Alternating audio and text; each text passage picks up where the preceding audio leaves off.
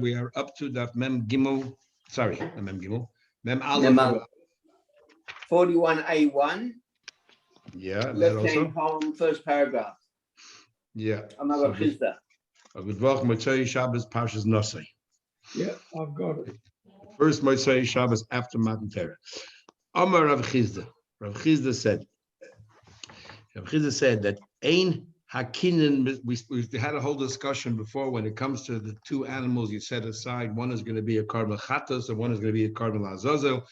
So we know we make a girdle laterally. We had an argument whether if you just call them by the name, is that good enough? Or the only way that you can establish the different animals, designated animals, is through a lottery. So it comes along Rav Chizda, and he says, Ein hakinin mispashas, that when it comes to a person who brings, let's say, two birds, one is an oila, one is a chatas, it's a similar situation, and you have to designate which bird is going to be the chatas and which is the oila. So he says there are only two junctures that it's possible to be done.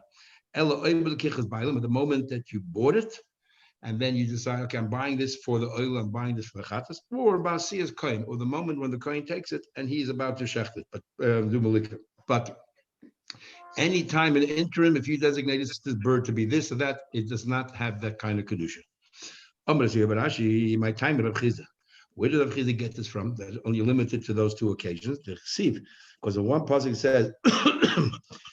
Now this is talking about somebody who's very, very poor. It's called Dalei Dalus, can't afford even a flower offering. So they bring these birds. And it says there, V'lokcha. It says there he buys, or this person buys two pigeons.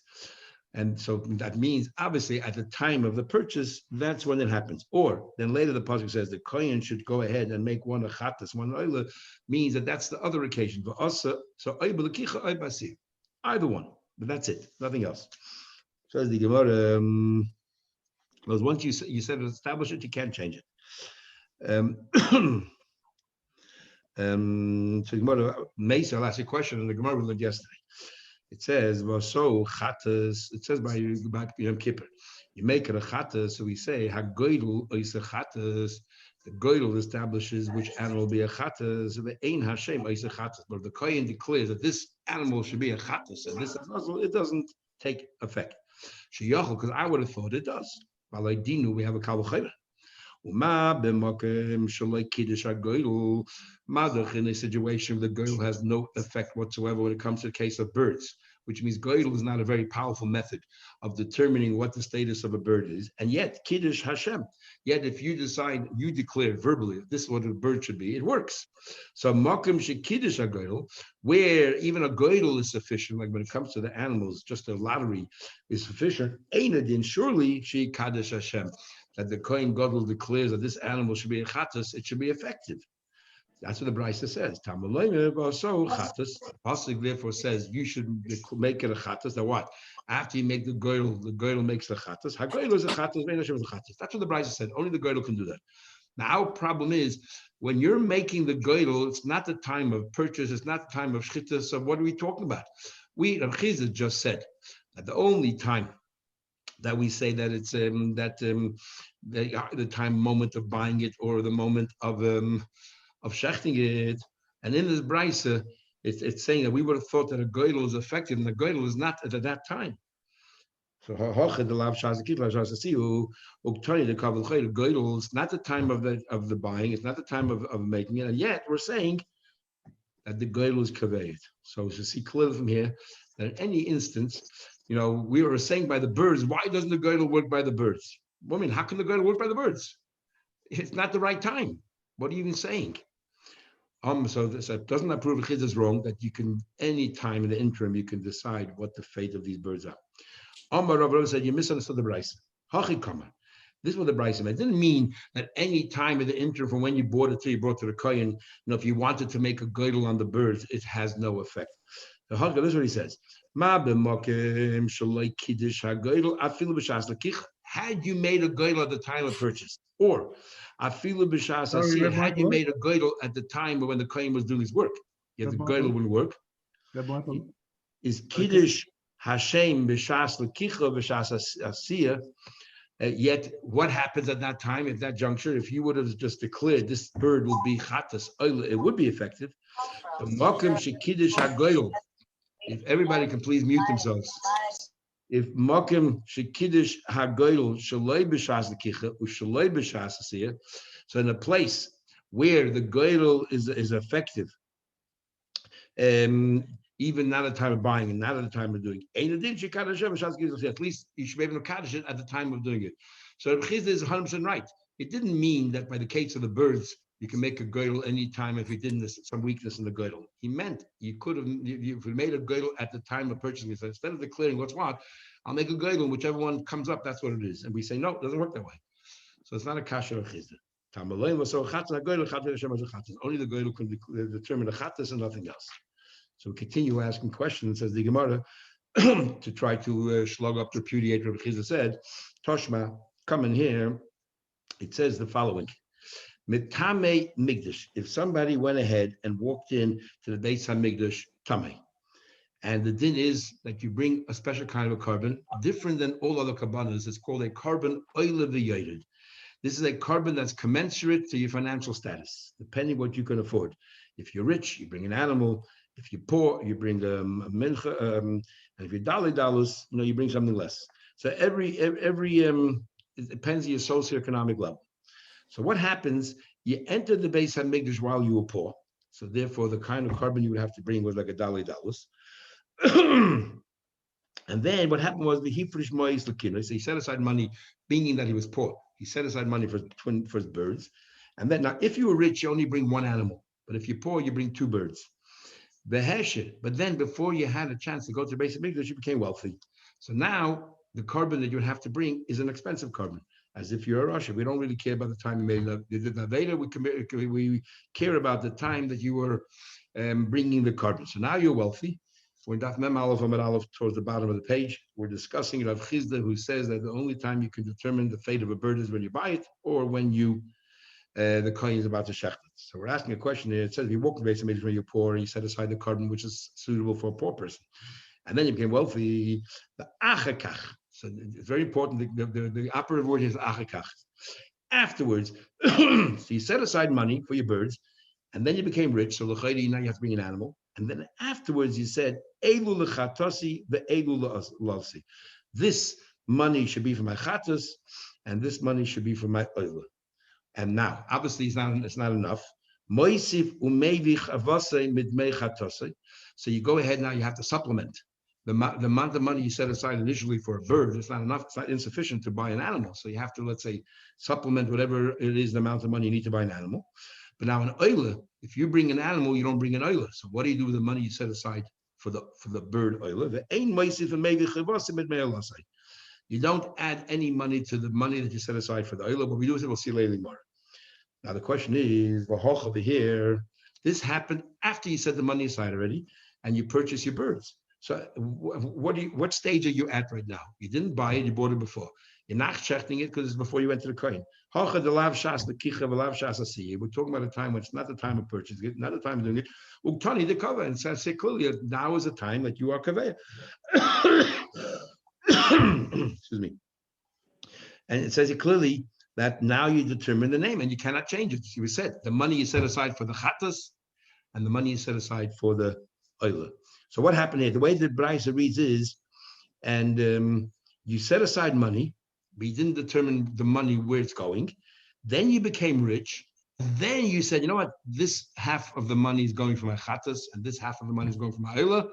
And then the question, and then now we just say, wait, that's not enough. You're rich. Let's work it out. So it's clearly from here that you're able to determine the status of the birds after you bought it, before you did anything with it. Kasha Rav Chizda.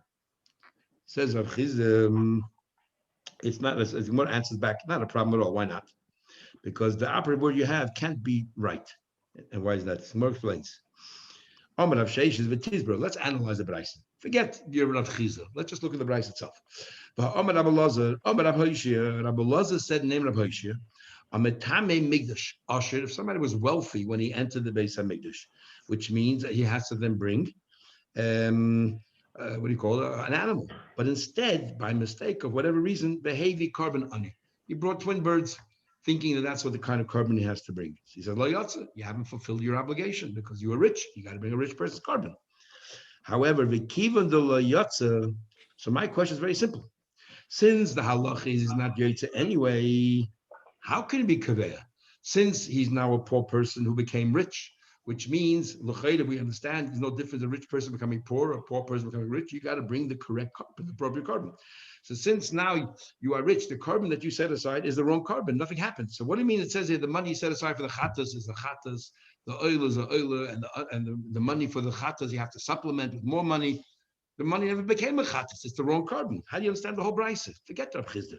Why does any kedusha at all? It's the wrong carbon. Elamai Islam. What are you going to say? Not that you declared it after you became rich and everything else. Shekvar Amra Manius, means initially, while you were poor, you set aside, you took the money and you set it aside. So now it's like buying it. And that right then and there, you declared that this will be the chattas and this will be the usher. His hachinama here too. Kvar Amar, he said, Mishasa for usher. So too over here, it's talking about not achakach afterwards. It said when he set aside the animal or whatever it is, that's when he said, or the money, that's when he said that he's going to be an oila or a chattas. And therefore, Chiz is correct. We're not talking about achakach afterwards. Forget the word achakach. Says the Gemara of Rav Chogam, Rabbi Yishadamar, he says yotze. He actually says if a rich person brings a poor person's carbon, he is yotze, which means that the brisa could make sense. So we have a problem of Chizda. What stage did he go ahead and say that he declared this money is for chattas? It seems like it was in the middle of nowhere, not in the beginning, not later on. It's kasha of Chizda. My equal Gemara says, I'll tell you, loy tema of achakach amar. Don't say afterwards he said, which is what you read. He then went ahead, took the money, and he bought.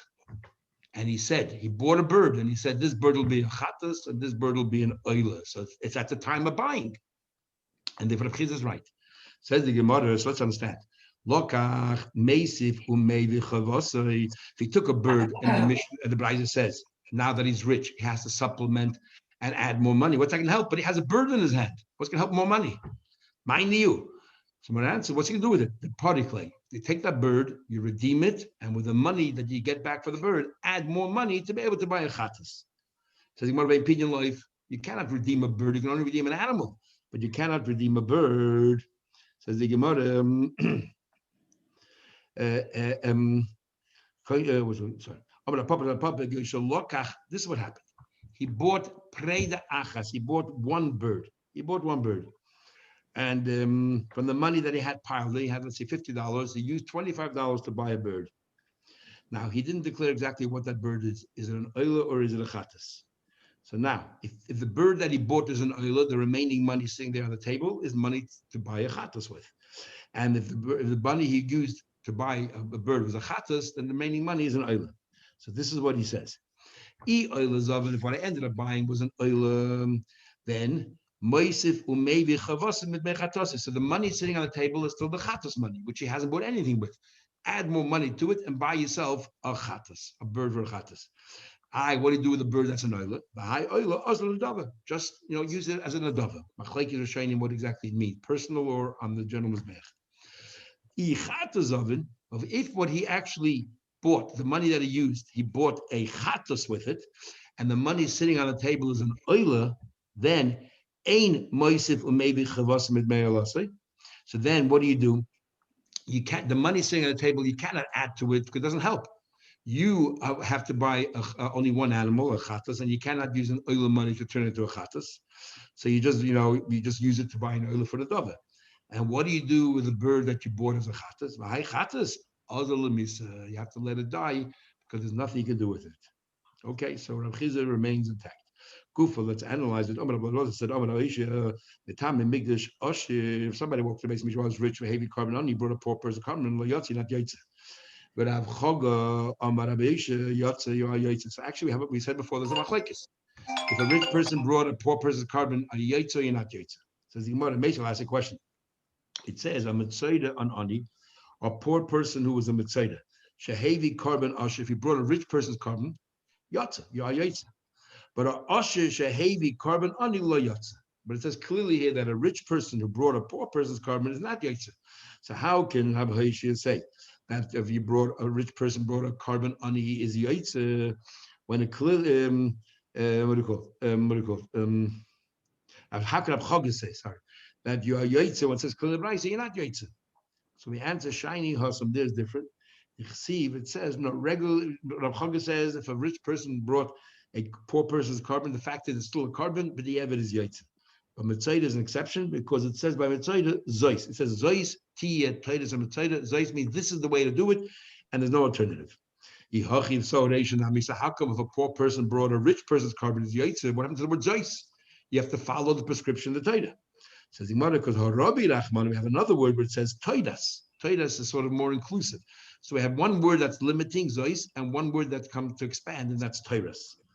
Says the Gemara, and therefore we decided we are going to include a rich person, a poor person who brought a rich person's carbon, good on him. But a rich person brought a poor person carbon, he is not yaitz. And Tanya, we actually the Brisa supports that. It says toidas lerabas mitzoidas ani shehevi carbon. If a poor person brought a rich person's carbon, Yochel, I would have thought I feel asher shehevi carbon ani. A rich person brought a poor person's carbon, also should be yaitz. Tamaloim zois. The naileth me now. So why don't we just learn one from another? Miyet Rachmana, the Torah says ve'im dalu, that the Torah says that if he became poor. That so what that is clear from that we say that a rich person only if he is poor, but if a rich person became poor, he cannot be yaitza. But all other karbanos, if a rich person by mistake or whatever deliberately brought a poor person's carbon, you are yaitza b'di evid. Back to the activities of Yom Kippur. So kosher loshen shel zehudis b'rosh sim shlech. They would take a wool, that was dyed red.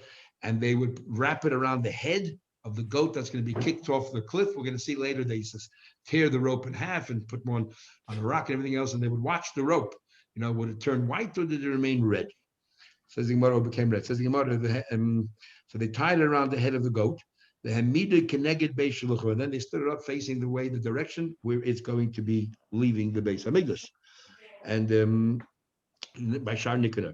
The Lenishchit and the other animal, the Chattas, that's going to be Geshachten, Keneged Beis Chitase, and the Chattas that's going to be slaughtered, they put it by Beis Chitase. Now it's not clear what that means. Does that mean we put a rope around the neck? That's where we're going to shecht it? Or it's talking about where you physically stand up the animal, but you don't tie any rope around the Chattas. So we'll soon see. Bola, it's a Porishni. It's another Kohen Gadol who goes to the second par. And with so much he places both of his hands on the second par. He comes a second time to the par, and he places his hand on the par, and he does again vidig. We had before this total of 10 times Hashem's name. And he says vidig. This is what he said. Ona Hashem, Chotosi Avisi Poshaiti, which is not the correct version because that's the version of the Rabbanon. You work your way from smaller areas to bigger one. But remember before the Mishnah learned of Rab Meir that we say Chotosi. He say Avisi Poshaiti Chotosi, like Moshe Rabbeinu said. Ani I ubasi my family b'nei Aaron entire b'nei Aaron am kedushecha on Hashem kapana. Forgive us, la'avodas b'shoyin chatoim, to the avodas b'shoyin chatoim shavisi shepashati shchatasi l'fanecha ani ubasi b'nei Aaron am kedushecha kakosav b'teidas Moshe the way Moshe Rabbeinu was written. He used that format. Ki ba'yom hazeh yechaper aleichem l'tayin eschem mikol chat, saying this is the day you're gonna forgive us. Lifnei Hashem titorah, before Hashem you be Torah. We'll see the end of the Masechta. What we learn from this psukim. The hein oinin achar of baruch shein kavod malchus l'olam. We learned right before. Kishem Hashem ekra hava goyel keinu. Every time you say something, you have to respond. Or from zechet tzad gebrach. Says the Gemara. Let's understand the mission. Iboil when it says l'nishchet akshida for the animal that's going to be slaughtered. But we tie. What are you talking about? Akshida koi. Sorry, l'nishchet. Akshida. We're talking about where you tie the noose. So by the seir hamishtalech, he put around the head, and the chattas he put around the neck. There's no rope on the animal. There's going to be a chattas. It's just a question: where do you stand? You position the animal towards the base of Mikdash because that's where it's going. Tashma, come in here. Rabbi Yosef. Rabbi Yosef said, "Kosher they took that wool and they tied it around the head of the seir that's going to be central to the cliff." The Hamida Keneged Beis Shlucha, and they placed it positioning the direction where he's going. The gate is going to stand out. Ulenishchet Keneged Beis Chitase, And by the nishchit, they put by Beis Chita. So again, the same question was it means the neck or where they position the animal. But then it says, why? We don't want these two animals mingling or mixing up. No, we want to mingle with other animals. We want it to be distinct. Now let's understand. That we tie a rope around the neck. So the chatas is around the head. The azazel is around the neck. All other animals roaming around have no rope around them, so therefore it's clearly distinguished and you won't have any mistakes. Shop, it makes sense. If you tell me where you position it, in other words, there's no rope around the animal, the chatas is okay. So that in itself is a distinguishing mark, a distinction between the azazel, which has a rope around the head, and the chatas has no rope. But what's going to distinguish this animal from all the other animals roaming around? None of them have a rope. It won't make mixed up with other animals. The high kotabe, the high lokotabe. This one has a rope, this one doesn't. But it'll get mixed up with other animals. You have to conclude akshira koi. We're talking about you did tie a rope around the neck of the chatas, but it's around the neck, and therefore it was different. Shema mina, good proof. For model, do you have to have a simon in the base of English for other animals? You can always say for every carbon put a simon in because it'll get mixed up with other animals. Why dafka on Yom Kippur? Because there are two things. There were other animals there. There were other animals prepared for the remember all the other kabbanas that he had prepared, and we made a goydel. No, usually you don't take the animal, you don't set it aside until you don't do whatever it is, like it says in the pasuk. Well, so a kohen.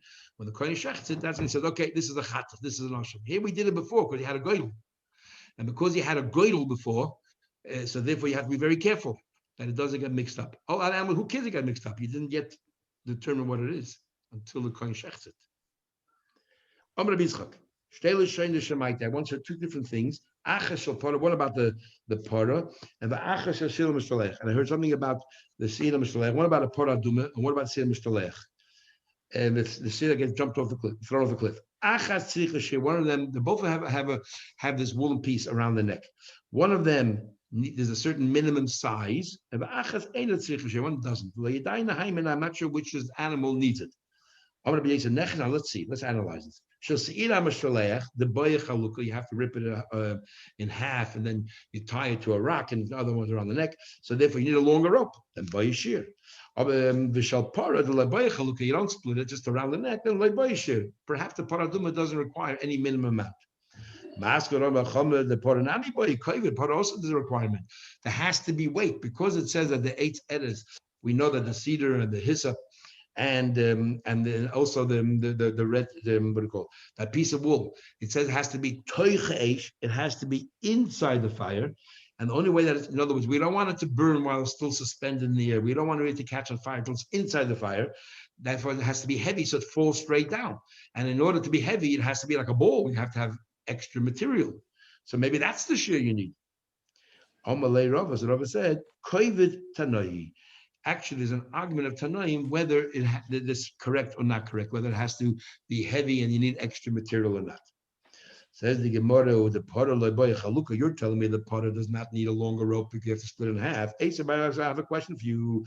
It says clearly when you take the hyssop and the cedar and all that, what should you do? It says korchan, you wrap them around the shidei lush. It says you should wrap them around with. In other words, you rip open the thing, part of it is inside, and part of it you wrap around with a particular material. So we see clearly from here that you do wrap it around. So what do you tell me doesn't need chalukah? Amar Abchanin. Sorry, asking more Ema bezan of lashon. Says no, it doesn't mean that you actually. Sorry, I skipped over here. Oh, I skipped. It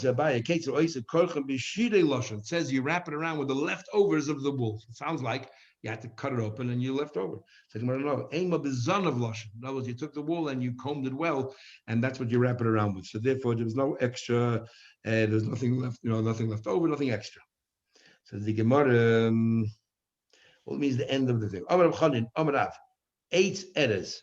So this piece of cedar tree, and the shenita las and the red wool.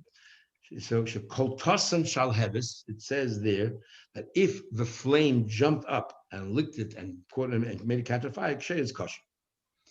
Meisel has a question. It says this haviv haloshen. It says that if the things got burnt up while it's in midair, maybe loshen achar mekadosh. You got to do it all over again. So what do you tell me that kol tosan? Shalheves, and the fire jumped up and burnt in the air is good enough. It seems like it has to burn inside on the ground, not in the air. It's not a problem. If the flame is standing high up and it burns in the air, that's no good. But if the fire is a very low fire, and then these material fell into that low fire, even though it's not really on the ground, but because it's so low, it's as if it's already toicha eish. The Torah is a toicha eish. It's as if it's toicha eish. It's good enough. Rava says, so Abaye holds there's no argument. So Abaye holds, everyone holds it has to be toicha eish. But toicha eish doesn't mean mamish inside. It can be a little bit raised. Rava says, no, koiva tanoi. In fact, there's an argument whether it has to be toicha eish or not. The time you learned, Lama Korcha, and why do you wrap it around? Rebbe holds, why do you wrap it around? They should all be in one bundle. And Rabbi Lazar Shimon no, Rabbi Lazar Shimon says the reason why you wrap it around is to make it heavier. The yiplu l'toich sreif as a part, it should fall into the fire. So it's clearly that Lazar Shimon holds it has to fall into the fire, but every holds it doesn't. So Abaye holds that everybody holds it has to fall into the fire. The question is, what's the definition of falling into the fire? However, the way Rava learns, the Rebbe argues, he holds it does not have to fall mamash into the fire, it can be raised above. Kiyasa, not everyone agrees it has to be, that you need kovid. Wait. Kiyasa, and Sholosh Lashonis, he says, now nothing. Regarding this red wool, Shemait, I heard I heard something about the paraduma. I heard something about the goat that gets thrown off the cliff. And I heard something about a mitzayra. And all of them have to have this wool. And the Gemara says, Achaz mishkol asar zuz. One of them has to weigh the weight of 10 zuz. The Achaz, which is 2.5 sloim. The Achaz mishkol shnei sloim. The other one has to weigh only 2 sloim, which is 8 zuz. And the Achaz mishkol shekel, one is only 2 zuz. So there's what do you call it? There's 12, there's 10, there's 8, and there's 2. The 8 of the farish. I don't know which one is what. That's what he said. Because by mitzvah also you have to wrap in the Eizov, the Hyssop, and the Shnitzulas and all that. Says the Gemara, Ki Asa Ravin, when Ravin came along, Pirshi explained much made Rabbi Yonason. He explained the name of Rabbi Yonason. Shal Para, the Para Duma is Mishkal Asar Zuz. The Para Duma has to weigh heavy because it has to fall into the fire, like a Abaye learned, or like Shimon Lazar learned, and therefore it has to be heavier. So it's 10 zuz. Vishal seir hamishtalech, the seir hamishtalech. There, why do you need extra material so you can cut it in half? There, it doesn't have to be so heavy, and therefore mishkul shnei slams enough 8 zuz. Vishal mitzayda is neither; it doesn't have to be heavy, and nor do you have to split it at all. Then it's enough shekel 2 zuz. Amar Rabbi Yechon said, pligi boy. In actual fact, there's an argument between Rab Shimon ben Chalafta and V'Rabbanan. But when it comes to paraduma, you said paraduma has to be 10. There's in fact an argument regarding paraduma, if it needs that much. Chadama Mishkol, one of them says it has to be 10, and the Chadama Mishkol Shek, one of them has to be only 2. The Semana, how you can remember was what? Remember, Echad Hamarbe, Echad Hamami. There's a rule when it comes to a mincha, I don't care how much you give, no matter how much you give or how little you give, as long as you do L'Shem Shemayim. Over here also, by the paraduma, take the largest amount, which is 10 zuz, and take mami, take the smallest amount. There's an opinion, the one that says 2 zuz when it comes to mitzvah, and you should know that these 2 opinions, 10 and 2, are arguing about paraduma, but no one holds the middle amount, which is 8. This is finished another 2 lines. I don't think that they're arguing whether it's 10 or 2 when it comes to paraduma. Their argument when it comes to sir mishtalech. That's what he said, and then he continues. This argument, Shimon Chalafta and the Rabbanon. And he said, the day that they had the argument, Noch Nafshe passed away, Ravya Bar Kisei. Ravya Bar Kisei passed away. He was obviously a tzaddik. We don't know anything about him. But Anchu Basimona, and so therefore to remember that their argument was about Sira Mishtalech, they always have these signs to remember things, the association. And the Ravya Bar Kisei, Mechaper, he atones just like the Sira Mishtalech.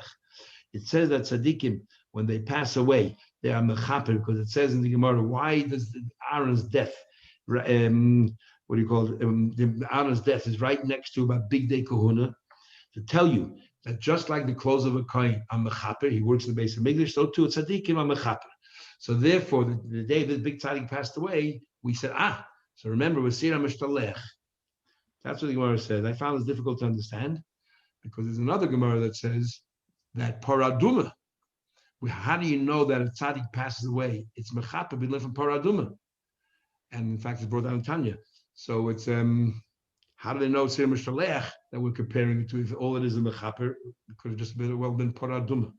So I'm not sure how that helped them to remember it, because that in itself was pretty confusing. But anyway, this completes today's Gemara, and the Gemara continues tomorrow with some other dinim as well, continuing the laws of Yom Kippur. So everyone should have